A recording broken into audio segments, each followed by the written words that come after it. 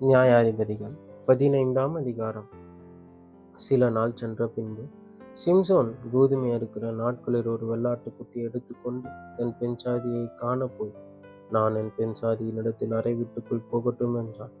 அவள் தகப்பனோ அவனை உள்ளே போக ஒட்டாமல், நீ அவளை முற்றிலும் பகைத்து விட்டாய் என்று நான் எண்ணி அவளை உன் சிநேகிதனுக்கு கொடுத்து விட்டேன்.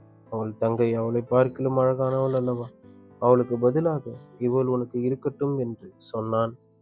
அப்பொழுது சிம்சோன், நான் பெலிஸ்தருக்கு பொல்லாப்பு செய்தாலும் என்மேல் குற்றமில்லை என்று அவர்களுக்கு சொல்லி புறப்பட்டு போய் 300 நரிகளை பிடித்து பந்தங்களை எடுத்து வாளோடு வாள் சேர்த்து 2 வாள்களுக்கும் நடுவே ஒவ்வொரு பந்தத்தை வைத்து கட்டி பந்தங்களை கொளுத்தி பெலிஸ்தரின் வெள்ளாண்மையில் அவைகளை ஓடவிட்டு கதிர் கட்டுகளையும் வெள்ளாண்மையும் திராட்சை தோட்டங்களையும் ஒலிவ தோப்புகளையும் சுட்டெரித்து போட்டான். இப்படி செய்தவன் யார் என்று பெலிஸ்தர் கேட்கிற போது, திம்னாத்தருடைய மருமகனாகிய சிம்சோன் தான். அவனுடைய பெண் சாதியை அவனுடைய சிநேகிதனுக்கு கொடுத்து விட்டபடியால் அப்படி செய்தான் என்றார்கள். அப்பொழுது பெலிஸ்தர் போய் அவளையும் அவள் தகப்பனையும் அக்கினியினால் சுட்டெரித்தார்கள். அப்பொழுது சிம்சோன் அவர்களை நோக்கி, நீங்கள் இப்படி செய்தபடியால் நான் உங்கள் கையில் பழிவாங்கினால் ஒழிய இளைப்பாறேன் என்று சொல்லி அவர்களை சின்ன பின்னமாக சங்காரம் பண்ணி பின்பு போய் ஏத்தாம் ஒரு கன்மலை சந்திலே குடியிருந்தான். அப்பொழுது பெலிஸ்தர் போய் யூதாவிலே பாளையம் இறங்கி லேகி என்கிற வெளியிலே பரவி இருந்தார். நீங்கள் எங்களுக்கு விரோதமாக வந்தது என்ன என்று யூதா மனுஷர் கேட்டதற்கு அவர்கள், சிம்சோன் எங்களுக்கு செய்தது போல நாங்களும் அவனுக்கு செய்யும்படி அவனை கட்டுகிறதற்காக வந்தோம் என்றார்கள். அப்பொழுது யூதாவிலே 3000 பேர் ஏத்தாம் ஒரு கன்மலை சந்திற்கு போய், பெலிஸ்தர் நம்மை ஆளுகிறார்கள் என்று தெரியாதா, பின்ன ஏன் எங்களுக்கு இப்படி செய்தா என்று சிம்சோன் இடத்தில் சொன்னார்கள். அதற்கு அவன், அவர்கள் எனக்கு செய்தபடியே நானும் அவர்களுக்கு செய்தேன் என்றான். அப்பொழுது அவர்கள், உன்னை கட்டி பெலிஸ்தரின் கையில் ஒப்புக் கொடுக்க வந்திருக்கிறோம் என்றார்கள். அப்பொழுது சிம்சோன், நீங்கள் என் மேல் விழுகிறதில்லை என்று ஆணையிடுங்கள் என்றான்.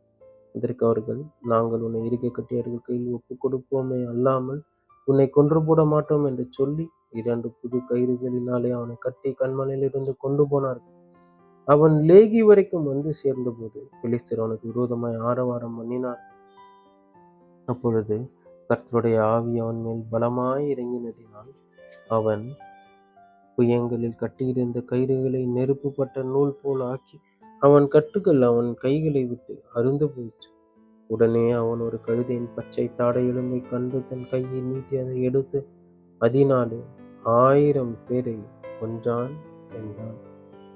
அப்படி சொல்லி தீர்ந்த பின்பு தன் கையில் இருந்த தாடை எலும்பை எறிந்து விட்டு இவ்விடத்திற்கு ராமாத் லேகி என்று பெயரிட்டான். நான் மிகவும் தாகமடைந்து கர்த்தரை நோக்கி கூப்பிட்டு, தேவரீர் உமது அடியேன் கையினால் இந்த பெரிய ரட்சிப்பை கட்டளையிட்டு இருக்கு. இப்பொழுது நான் தாகத்தினால் செத்து விருத்த சேதனம் இல்லாதவர்கள் கையில் விழ வேண்டுமோ என்றான். அப்பொழுது தேவன் லேகியில் உள்ள பள்ளத்தை பிளக்க பண்ணினார்.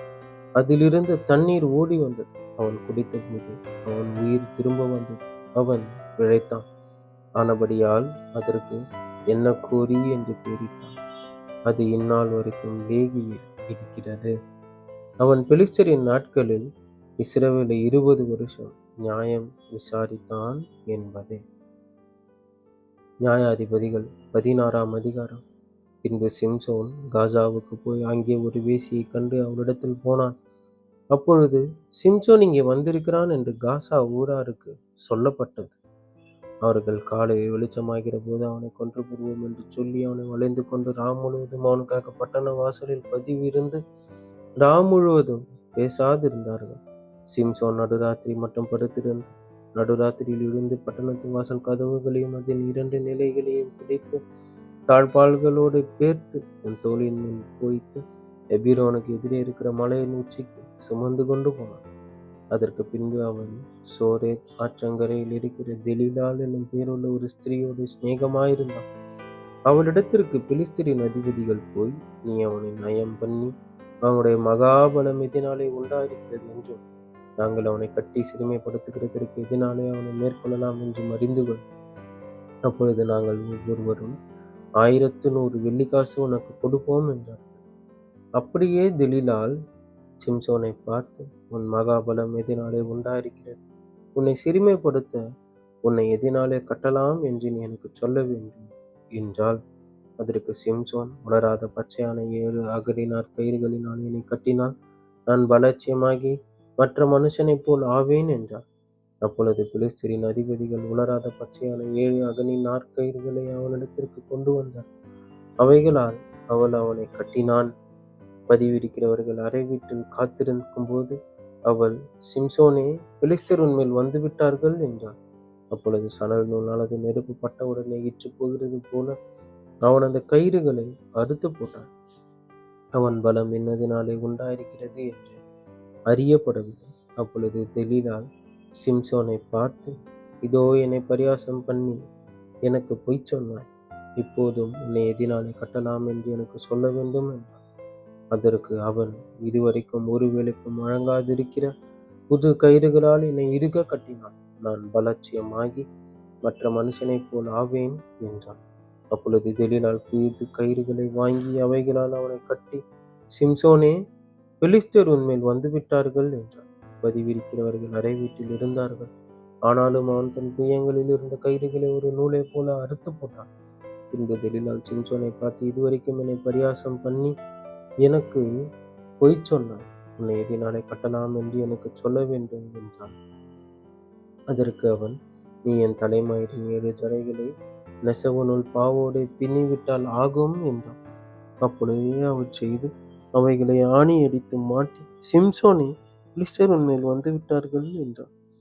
அவன் நித்திரை விட்டு எழும்பி நெசவாணியும் நூல்பாவையும் கூட பிடுங்கி போனான். அப்பொழுது அவள் அவனை பார்த்து, உன் இருதயம் என்னோடு இராதிருக்க உன்னை சிநேகிக்கிறேன் என்று நீ எப்படி சொல்லுகிறாய்? நீ இந்த 3 விஷயம் என்னை பரியாசம் பண்ணினாய் அல்லவா?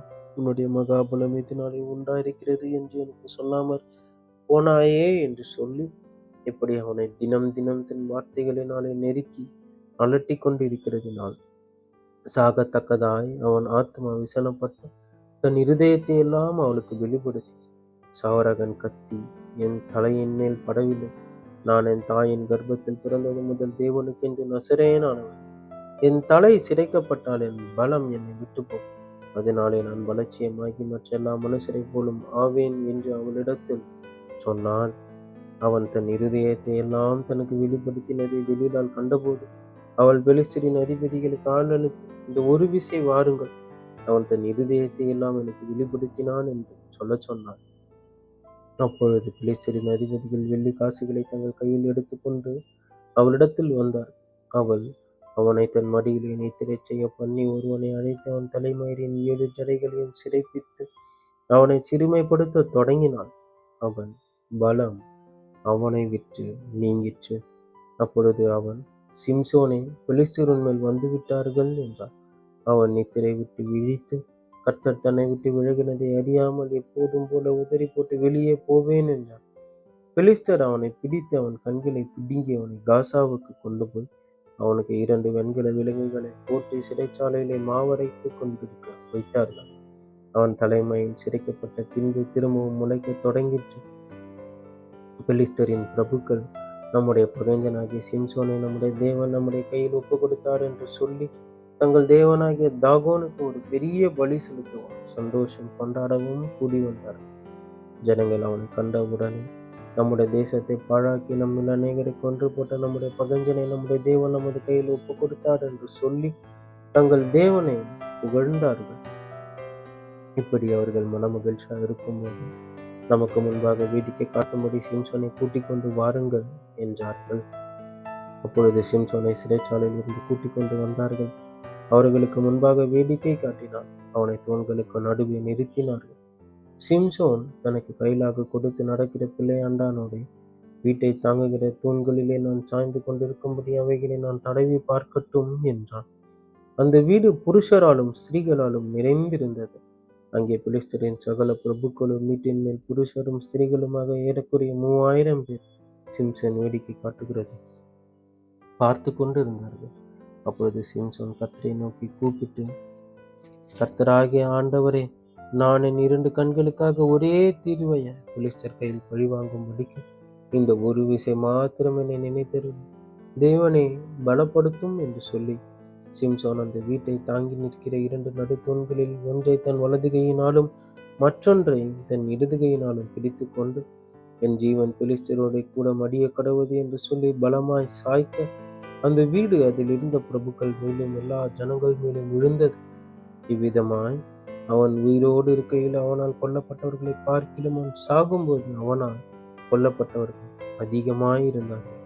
பின்பு அவன் சகோதரரும் அவன் தகப்பன் வீட்டார் அனைவரும் போய் அவனை எடுத்துக்கொண்டு வந்து சோராவுக்கும் எஸ்தாவூலுக்கும் நடுவே அவன் தகப்பனாகிய மனோவாவின் கல்லறையில் அடக்கம் பண்ணினார். அவன் இஸ்ரவேலை 20 வருஷம் நியாயம் விசாரித்தான் என்பது. ஆமேன், ஆமேன். கிறிஸ்துவுக்குள் பிரியமானவர்களே, கிறிஸ்துவுக்குள் நண்பர்களே, சகோதரரே, சகோதரிகளே, நம்ம இன்னிலிருந்து ஒவ்வொரு நாளும் வேத வசனத்தை ஆரம்பிக்கிறதுக்கு முன்னாடி ஒரு சிறிய ஜெபம் பண்ணிட்டு ஸ்டார்ட் பண்ணலாம் அப்படிங்கிற ஒன்று ஆண்டவர் என் இருதயத்தில் கொடுத்தாரு. ஸோ ஆண்டவரே, இந்த நாளை காண செய்ததற்காக உமக்கு நன்றி ஐயா. இந்த புதிய நாளிலே புதிய கிருபையினால் எங்களை நிரப்பும் தேவா. உடைய வேத வசனங்களை நாங்கள் வாசிக்கும் போது வாசிக்கிற எனக்கும் கேட்கிறவர்களுக்கும் கர்த்தாவே, இந்த வேதத்தின் மகத்துவங்களையும் ரகசியங்களையும் நீர் அருளி செய்யும் ஆண்டவரே. நீர் சொல்லாம உம்மை பற்றி நாங்கள் தெரிந்து கொள்ள முடியாதையா. நீர் வெளிப்படுத்தாம உம்முடைய வேதத்தின் ரகசியங்களை புரிந்து கொள்ள எங்களால் முடியாத. எங்களோடு பேசும், நாள் முழுவதும் எங்களோடு எங்களை காத்துக்கொள்ளும் ஐயா. உடைய சட்டை நிழலில் எங்களை மூடி மறைத்து கொண்டு நீர் வழிநடத்தும், பாதுகாத்துக்கொள்ளும். இயேசுவின் நாமத்தில் ஜெபிக்கிறேன் பிதாவே. ஆமேன், ஆமேன்.